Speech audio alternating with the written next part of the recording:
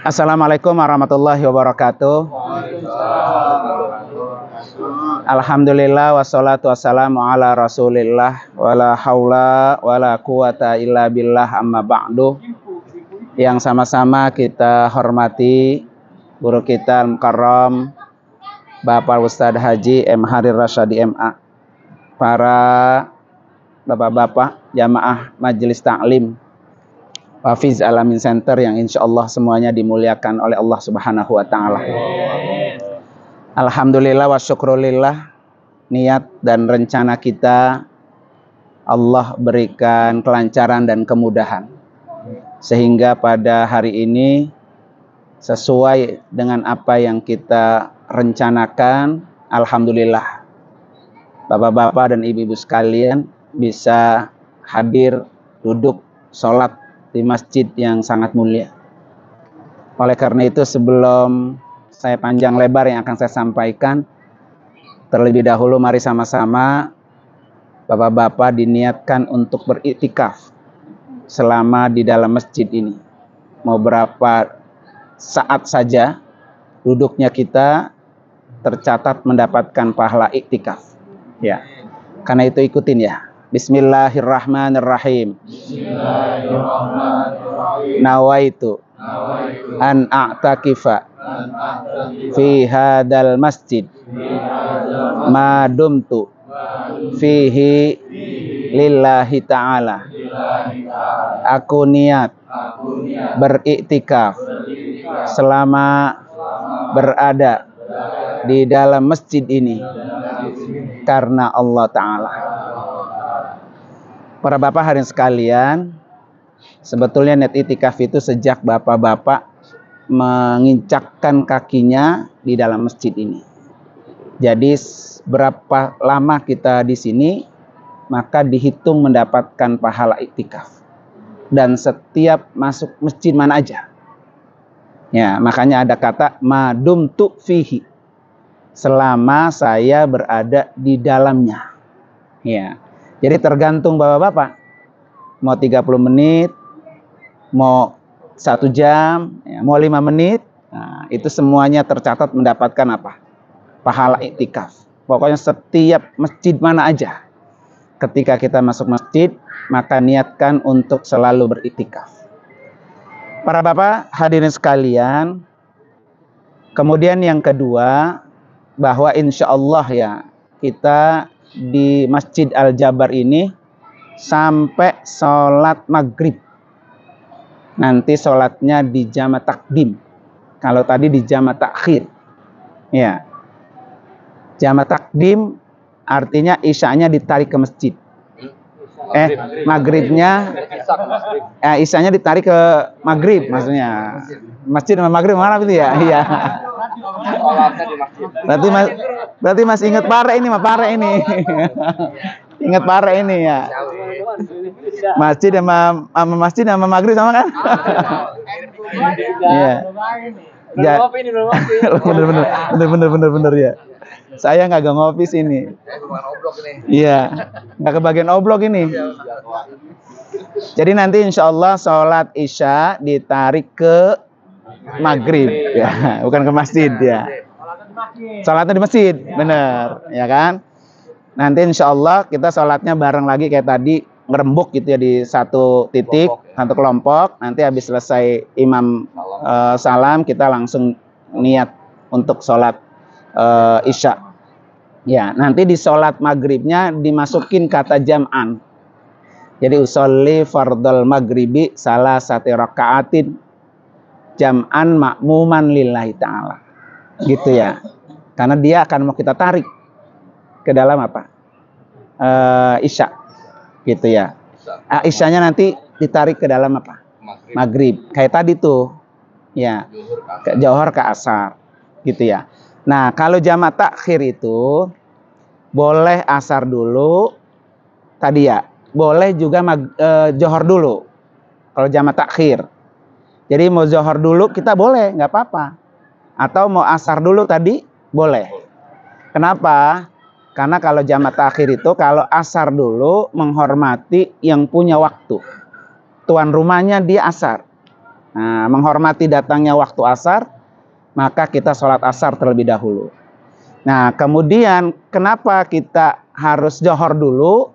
Kalau johor dulu ya, karena sholat johor itu utang yang sudah lewat. Jadi kalau yang punya utang, utang lebih utama dibayar segera. Nah, tapi kalau jamak takdim, jamak isya yang ditarik ke maghrib, maka dia yang punya waktu duluan. Ya, yang punya waktu duluan. Jadi yang tamunya belakangan. Nggak boleh dia isya dulu baru apa? Maghrib. Nah, dia harus yang punya waktu duluan. Kalau tadi bapak-bapak sholat johornya di sono ama asar, ya tadi di Jatinangor, maka sholat johor dulu baru apa? Asar. Kalau dia di jamak itu digabung antara dua waktu sholat menjadi satu.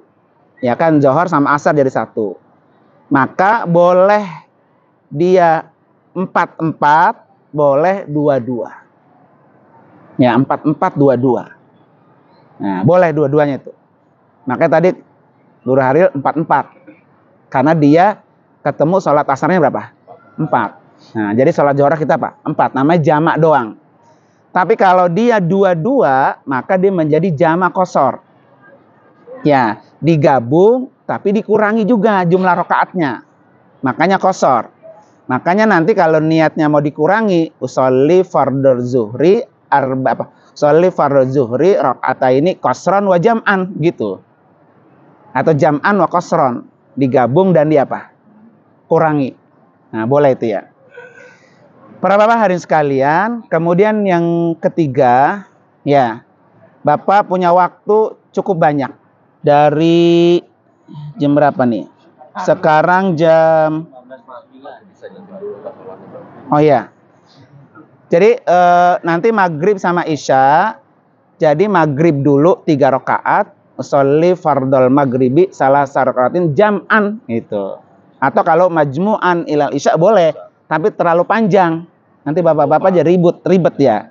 Cukup jam'an aja udah.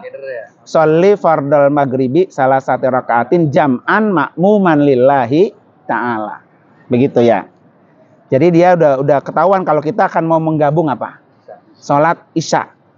Nah, nanti pun isyanya begitu juga. Ya, sholli fardhol isya'i boleh 2, boleh 4. Nah, tergantung imamnya. Ya, kalau mau 4 nanti ya berarti sholli fardhol isya'i al-barakatin jam'an ma'muman lillahi ta'ala. Ya, biar apa tuh? Biar ketahuan kalau sholat itu memang penggabungan. Nah, sebetulnya kalau menurut guru Kiai Nasir ya, memang dia kalau kita pulang ketemu isya nih ya, rumah sebaiknya memang jangan ditakdim, ditakhir. Sebaiknya gitu kalau kata guru Nasir ya. Jangan ditakdim sholatnya. Berarti sholatnya ditakhir, nunggu sampai isya.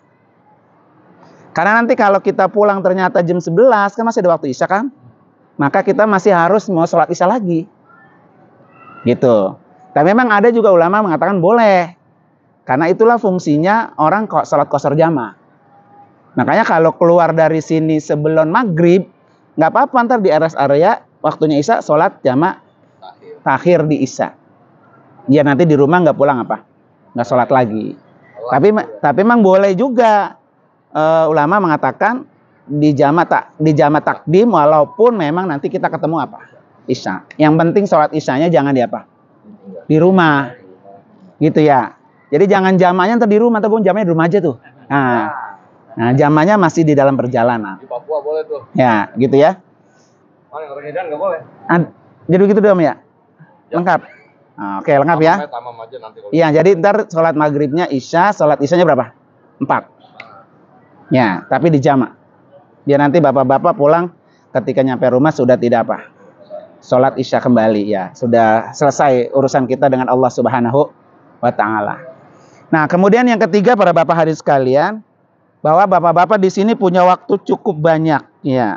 Dari sekarang ini jam 3:30 sampai jam 6:30. Ya, 4, 5, 6, 7, 3 jam. Ya. Yang pertama bisa Bapak lakukan, pertama membaca Al-Quran. Nah, sesuai dengan apa yang disampaikan oleh pengurus DKM tadi, boleh membaca, jangan diapain? Pulang. Nah, ya. Ini namanya pencuri Al-Qur'an itu ya. Boro-boro nambahin wakaf Quran yang di sini ya. Yang ada di sini dibawa pulang. Nah, oleh-oleh ya. Oleh-oleh ntar dibawa ada, Pak. Ya, silakan. Jadi waktu yang 3 jam ini boleh untuk membaca Al-Qur'an, atau juga Bapak-bapak bisa gunakan untuk membaca sholawat. Karena kebetulan memang kita berangkat ke sini pas di bulan apa? Maulid Nabi. Ya, kita isi dengan banyak-banyak bersolawat. Ya, karena pertama, sholawat itu adalah perintah Allah Subhanahu wa Ta'ala. Ya, surah Al-Ahzab ya, ayat 52 itu. Ya ayyuhalladzina amanu shallu alaihi wasallimu taslima. Jadi itu adalah perintah Allah. Nah, yang saya sampaikan tempo hari, kalau perintah Allah berarti perintah itu sangat apa? Penting. Nah, kalau sangat penting, pahalanya besar. Kalau pahalanya besar, berarti sangat mendorong doa kita cepat dikabul oleh Allah Subhanahu wa Ta'ala. Nah, kenapa begitu? Karena setiap doa yang biar bisa dikabul oleh Allah itu kan harus disertakan sholawat. Ya, harus disertakan sholawat. Itulah keterkaitannya firman Allah dari ayat yang satu dengan ayat yang lain, bahwa sholawat itu perintah Allah, dan sholawat itu adalah biasanya kan Allah itu ketika nyuruh kita melakukan sesuatu, Allah itu tidak dimulai dari dirinya gitu, dari zatnya, tapi langsung nyuruh kita. Seperti umpamanya waqimus sholah, ya kan, atau ya ayyuhalladzina amanu kutiba alaikumusiyam. Jadi orang dulu itu kita yang disuruh. Nah, tetapi di sholawat ini Allah dulu. Makanya ayatnya innallaha wa malaikatahu. Jadi Allah dan malaikat bersolawat baru kita disuruh. Ibarat kita nyuruh anak kita ya, kita udah ngerjain duluan, baru kita nyuruh gitu.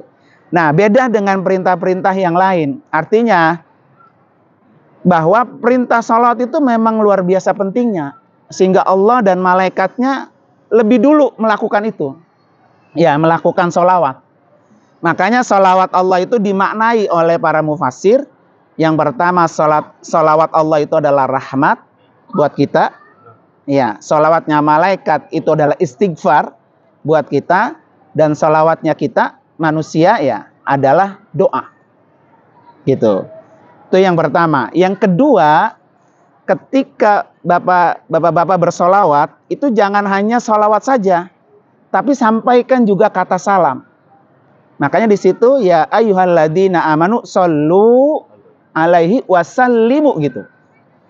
Ya, bersolawatlah kamu dan sampaikan salam. Makanya kalau bapak-bapak yang pernah sampai ke kuburan Rasulullah, itu pasti yang dilakukan adalah salam.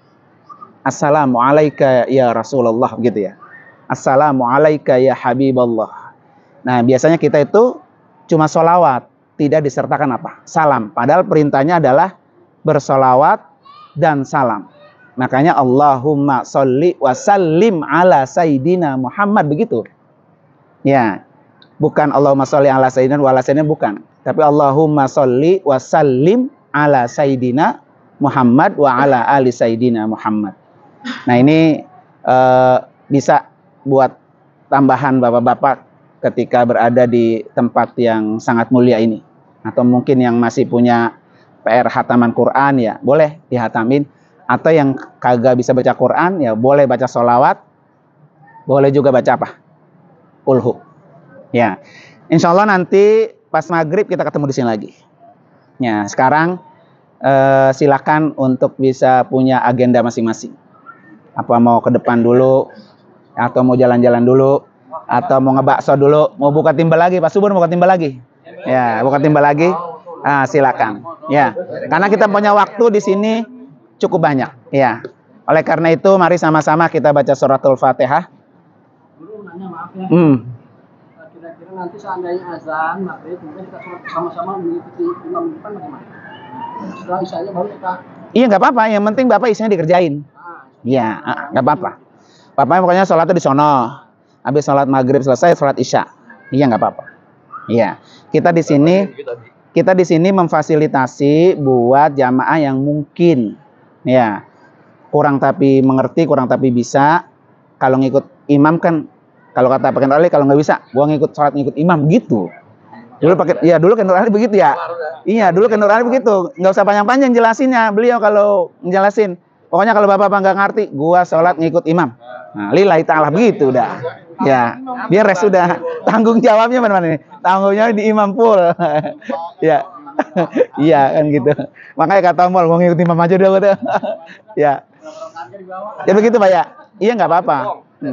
Yang penting kan kami, saya Guru Haril punya tanggung jawab, terutama tanggung jawab untuk ibadah. Nah, jangan sampai gara-gara kita jalan-jalan, gara-gara kita rihlah, akhirnya sholatnya terabaikan dan tidak tahu bagaimana cara sholat qashar dan jamak. Kan itu jarang-jarang buat bapak-bapak. Ya, kalau saya udah biasa ya. Nah, belum nanti ada sholat yang lihurmatil wakti. Umpamanya nih, ini bajunya kena najis, ya kan? Bapak mau salin juga kagak mungkin karena nggak ada. Tapi waktu sholat sudah datang. Ya, apa yang Bapak lakukan? Apakah Bapak tidak sholat atau tetap sholat? Nah, kalau tetap sholat berarti kan sholatnya nggak apa? Nggak sah. Dalam kondisi kayak gitu, maka Bapak sholatnya lihurmatil wakti. Usolli fardal maghribi salah saran lihurmatil wakti lillahi ta'ala. Gitu. Saya sholat maghrib 3 rakaat karena menghormati datangnya waktu maghrib. Nah, karena Allah Ta'ala gitu ya. Nanti pas nyampe di rumah udah salin udah beres, baru diganti. Nah, diganti sholat seperti biasa. Nah kan begitu. Kodok. Ya, karena kodok itu kan dia dilakukan di luar waktunya. Ya kan, karena ngerjain maghribnya di waktu kita pulang. Jam 11 kan bukan waktu maghrib itu. Ya, iya. Tapi dia harus diganti. Nah, tapi kalau Bapak umpamanya enggak sholat, ya ntar gue ganti aja lah. Gitu. Maka, kalau kemarin kita belajar fikih Guru Asep itu, Bapak tetap berdosa. Karena meninggalkan apa? Sholat. Dosa, meninggalkan sholat. Tapi kalau Bapak tadi lihurmatil wakti, Bapak nggak berdosa. Karena udah sholat. Datangnya waktu kita sholat, karena menghormati, karena kita dalam kondisi apa? Nggak suci, nggak bersih. Ya, bisa juga hal kayak gitu, namanya di jalanan. Pas kita pulang jalan nih, dari sini kan sekarang pulang nih. Ternyata kita di tol itu pas banget azan maghrib. Kan kita juga nggak bisa sholat. Maka di situ boleh dilakukan sholat lihurmatil wakti, boleh juga dilakukan niat menjamak takhir. Ada 2 hal. Nah, begitu ya. Cukup. Ya, alhamdulillah ya. Masih ada yang ditanya? Ya. Kalau nggak niat gimana Pak? Meninggalkan. Lihurmatil waktu. Lihurmatil waktu. Iya berdosa. Meninggalkan berarti. Iya meninggalkan sengaja. Makanya nanti kalau Bapak dalam kondisi di mana aja gitu, bukan dalam kondisi sekarang aja. Pas banget ini pakaiannya emang kita nggak suci. Allahu Akbar datang waktu sholat. Ya udah sholat aja. Tanpa berwudu, tanpa bertayamum, tanpa bersuci, sholat aja. Cuman harus disertakan kata lihurmatil wakti. Jadi kita nggak meninggalkan waktunya sholat dan kita nggak berdosa. Gitu. Bagaimana kalau nggak lihurmatil nggak sholat? Ya berdosa. Walaupun tetap kita ganti. Walaupun tetap ganti tapi tetap dosa. Ngomongnya ntar aja gitu. Kalau Bapak tadi bilang kata Guru Baihaqi, ntar aja dah, berarti nggak sholat. Maka dia tuh apa? Berdosa, dapat dosa. Kalau pengen tidak dapat dosa, maka sholatlah lihurmatil wakti. Jadi udah nggak apa-apa, nggak wudu, nggak bertayamum, nggak bersuci, enggak. Pokoknya sholat aja. Hah? Sama kita baca surat Al-Fatihah. Tadi ada usangnya. Iya, ada tambahin Guru. Lu mau mana sih, Bur? Jadi nggak jadi.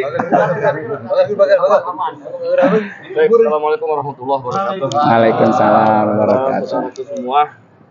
Pegang dong. Ini saya sebatas menyampaikan, ya menyambung usulan dari beberapa teman-teman. Jadi kegiatan wisata religi kita ini tidak sebatas sampai sini. Jadi nanti mohon kita ini diprogram, ya mungkin kita ziarah kemana lagi, Wali Songo, atau mungkin kita ke apa apa ini yang Tasik Pangandaran, Pamijahan atau mungkin ke Banten, tapi jangan melupakan yang di rumah ya. Nih, ini nanti program. Ini catatan tadi masing-masing teman-teman bilang supaya nabung. Ya karena memang kalau Wali Songo itu lumayan. Ya kalau kita ambil beberapa tempat, ya biayanya tentunya lebih apa? Lebih tinggi ya. Apalagi kalau kita sampai Lombok lah ya. Enak itu ya. Kalau kita sampai Lombok ya 10 hari dah gitu. Ya cuman kira-kira. Nanti kita yang deket-deket aja dulu ya. Nanti tinggal siapa ditunjuk panitianya, siapa yang mengkoordinir. Nah kalau mau nabung nanti ke Wapiz aja gitu. Nanti disiapin bukunya gitu ya sebenarnya. Jadi biar nanti kita ini kegiatannya tidak sebatas ini, biar nanti ada kelanjutannya gitu ya. Sekiranya itu ya. Mungkin ada langsung ke Madinah kan ya? itu ini kan wisata religi.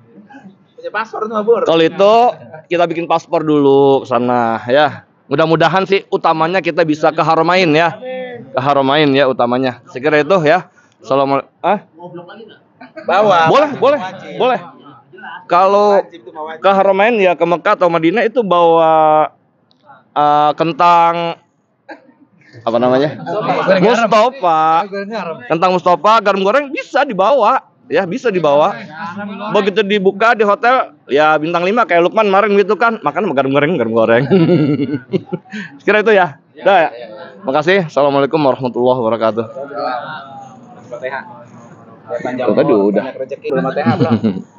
Baik, agar apa yang kita rencanakan dan kita niatkan dan menjadi wasilah, kita baca surah Fatihah tentunya dengan hati yang tulus ikhlas ya.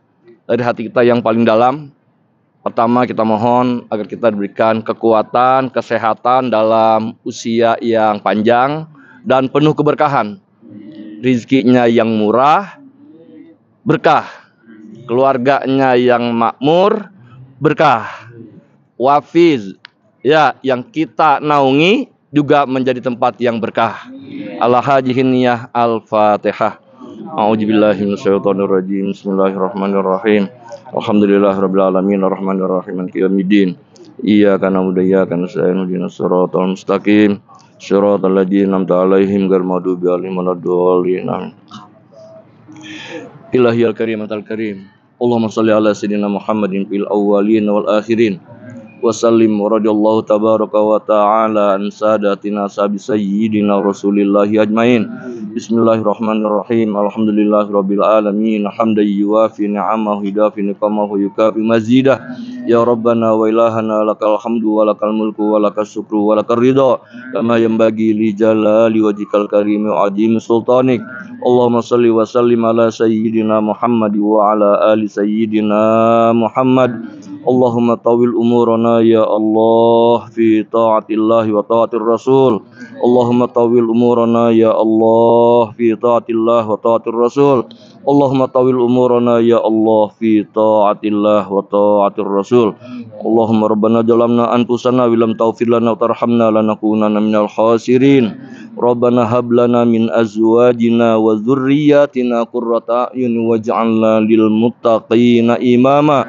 Rabbi awjina surah ni'mataka allati an'amta alayya wa ala walidayya wa na'mal salihan tardah wa aslih fi dzurriyyati inni tubtu ilaika minal muslimin. Rabbi habli minas salihin. Rabbi habli minas salihin. Rabbi habli minas salihin. Rabbana taqabbal minna innaka antas samiul alim wa tub alaina innaka antat tawwabur rahim. Rabbana atina min ladunka rahmah wa hayyi' lana min amrina rasyada. Rabbana atina fid dunya hasanah wa fil akhirati hasanah wa qina adzabannar wa adkhilna jannata mal abrar ya aziz ya ghaffar ya rabbal alamin. Wa sallallahu ala sayyidina Muhammadin wa ala alihi wa sahbihi wa sallam walhamdulillahi rabbil alamin.